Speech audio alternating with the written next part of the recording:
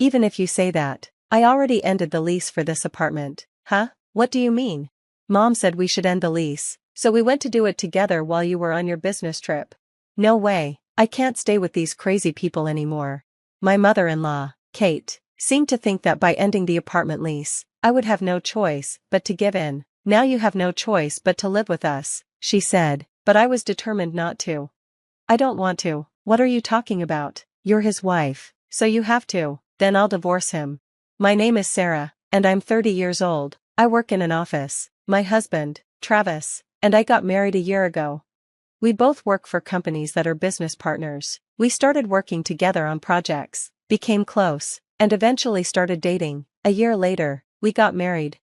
We were happy after getting married. Travis is a funny, positive guy, and we laughed a lot every day. I thought I had married a wonderful person and was very happy, but I didn't know Travis had this side to him. 6 months after our wedding, we spent New Year's at my in-laws' house for the first time. Before that, I didn't interact much with my in-laws, just visited them a few times. That New Year's visit showed me what they were really like. Everyone was there, my parents-in-law and my 2 sisters-in-law. It felt like I was finally part of their family gathering. Travis has 2 sisters, Ashley, who is single, and Anne, who is married with a young son named Tom, and brought Tom, but her husband went to visit his parents. I didn't have any bad feelings about my in-laws before that day. I thought they were friendly and easy to talk to, just like Travis. I was hoping we'd have a normal, pleasant time together, but it didn't go as I expected. Oh, Sarah, can you help me for a minute? Yes, I quickly answered when Kate, my mother-in-law, called me into the kitchen, but as soon as I went in, Kate's smile disappeared, and she gave me a cold look. You're so slow. You should have just helped out without waiting for me to ask. I'm sorry, I said, feeling nervous, thinking I had upset her. From that moment on, I tried my best to help and make Kate trust me again, but she kept saying hurtful things. Stop acting like a spoiled child just because Travis is nice to you, huh? After marriage, you should focus on building a family. Why are you still working at the company? Well, Travis actually let me keep working. That's because you complained until he let you. You're a terrible wife. You sit around in the living room and don't help at all. I can't believe you only do what you want and annoy Travis. Her harsh words really hurt. Then my sister-in-law Ashley came into the kitchen. I felt a little hope because Ashley and I had always gotten along, but to my surprise, she joined in with the criticism too. Wow, Sarah's cooking is awful. What?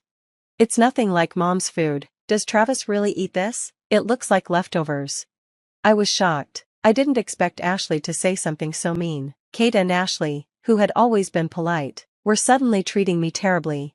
The New Year's gathering, which I thought would be fun, turned into a nightmare. Even during the meal, I didn't feel comfortable. Kate and Ashley talked about things only my in-laws understood, leaving me out.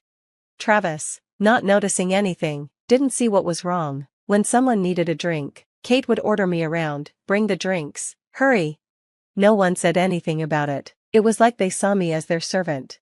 When the gathering finally ended, Travis was so drunk he said, "I'm going to stay here." I refused, shoved him into the car, and drove us home. The next day, I tried to talk to Travis about what happened.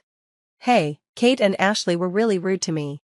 What? That's not true. We all had a good time. You're the only one who thinks that. They said a lot of awful things to me in the kitchen. Really? I don't think they would do that. Are you saying I'm lying? Well, I have a headache. Can we talk later? Huh? Come on. As soon as he realized it would take some effort, he ignored me and locked himself in his room. Every time I tried to bring it up again, he avoided the conversation. Then, one day, Travis suddenly said, "We're going to have a gathering at my sister's house next time." I was surprised when Travis suddenly said this, especially since I hadn't been able to talk about what happened at my in-laws' house. Why? It's Tom's birthday. We all need to celebrate together. You have no choice but to come. No way. Travis forced me to go to the birthday party without asking if I wanted to. On top of that, I had to pick out a present for Tom. Travis refused to do it because he was too busy with work. I was busy with work too. I spent my break at work doing research to find the perfect gift for Tom. I wanted him to be happy with it, so I put in a lot of effort to choose something special. A month later, it was Aunt's son Tom's birthday. We each gave him a present. Wow, this is what I wanted. Tom seemed to love the gift I picked out. I was relieved and happy to see him so excited. And said, "Thanks, Travis, you're so busy with work, but you picked out such a great gift for Tom." I thought Travis would explain that I had picked the gift, but instead, he said something I didn't expect. "Oh, don't worry, it's only natural to research a present for Tom. I'm glad he liked it. I picked it out just for him." I couldn't believe it. Travis was taking the credit for the gift I chose. I looked at him in shock, but before I could say anything, Kate spoke up. "Hey, Sarah, what are you doing? Hurry up with the cake." "What cake? What are you talking about?" I asked, confused.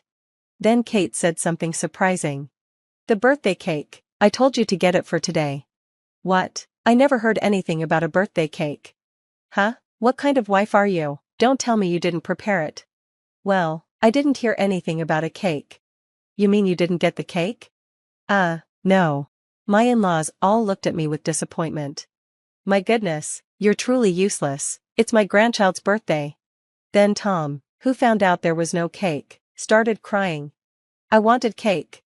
Kate comforted Tom and said, "I'm sorry, Tom, it's sad on your birthday. It's all because someone forgot to get the cake." Kate blamed me and added, "You're awful, Sarah, don't you like Tom? How could you be so mean to him?"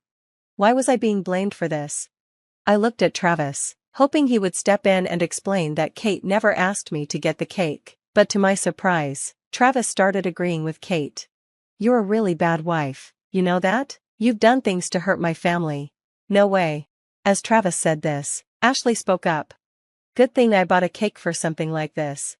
With that, she brought out the cake. Tom's sad face brightened up right away. "Yay, my cake. That's my daughter. I knew something like this would happen," Kate said with a big smile. Ashley added, "Sarah is so clueless, so I got it just in case." That's when I realized they had set me up. They were purposely saying these things to make me look bad. I really wondered what would happen when Sarah said she forgot the cake. As a wife, she's completely useless. Everyone blamed me, and not a single person was on my side. Then Travis said something shocking. "You made Tom cry too, so as punishment, you should go home today." Huh? Don't think the one who did nothing and caused so much trouble should get a free meal and cake. When Travis said that, Kate, Anne, and Ashley all joined in and made me leave. So, I had no choice but to go. Anne's house was far from ours, so I took a cab to the bus station and then a 30-minute bus ride home. I really shouldn't have gone if it was going to be like this. I was the one who picked out Tom's gift while I was working. I wished I could go back and change things. That night, Travis didn't come home. He stayed at his parents' house. The next day, Travis came back. I tried to ask him what happened, but he said he wanted to talk. "You know, I heard you were harassing Kate and Ashley." Huh? What? What are you talking about? You can't get away with this. And about the birthday cake, you must have forgotten on purpose. Do you hate my family that much? You're a terrible wife. I couldn't believe what he was saying, and I couldn't believe he was taking Kate's side. Wait a minute, you don't believe me at all? And if you're going to say that, you've done terrible things too. You acted like you picked out the gift for Tom when it was me. It was a gift from both of us, so I didn't care when I was talking to Anne about it. I couldn't believe Travis. It was clear he just wanted to look good in front of his family and put all the blame on me. I couldn't feel any love for him after this. If things stayed like this, I'd seriously consider getting a divorce. While I was thinking about everything, something happened that made me decide to take action. I had been on a business trip for 3 days and didn't know anything terrible had happened during that time.